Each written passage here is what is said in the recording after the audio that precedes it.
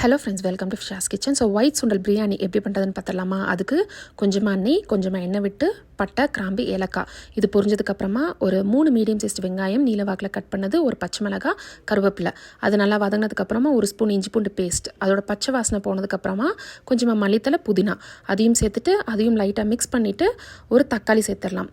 அந்த தக்காளி வதங்கிறதுக்கு பார்த்தீங்கன்னா கொஞ்சமாக மஞ்சத்தூள், ஒரு 1/2 ஸ்பூன் அளவு மஞ்சத்தூள், அப்புறம் இந்த ரெசிபிக்கு தேவைக்கேற்ப உப்பு அதையும் சேர்த்துட்டு மூடி போட்டு ஒரு 2 நிமிஷம் அப்படியே விட்டுங்க. தக்காளி வதங்கினதுக்கப்புறமா நான் வந்து பார்த்தீங்க அப்படின்னா தயிர் ஒரு 1/2 ஸ்பூன் அளவு சேர்த்துருக்கேன். அப்புறம் 1 ஸ்பூன் அளவு மிளகாத்தூள், 1/2 ஸ்பூன் மல்லித்தூள் சேர்த்துருக்கேன். ஸோ இதெல்லாம் மிக்ஸ் பண்ணிவிட்டு வேக வச்ச சுண்டலையும் சேர்த்துட்டு இந்த டம்ளரை நான் 1 டம்ளர் வந்து அரிசி எடுத்திருக்கேன். நான் வந்து சீரக சம்பா அரிசி எடுத்திருக்கேன். ஸோ அதுக்கு 2 டம்ளர் தண்ணி கரெக்டாக இருக்கும்.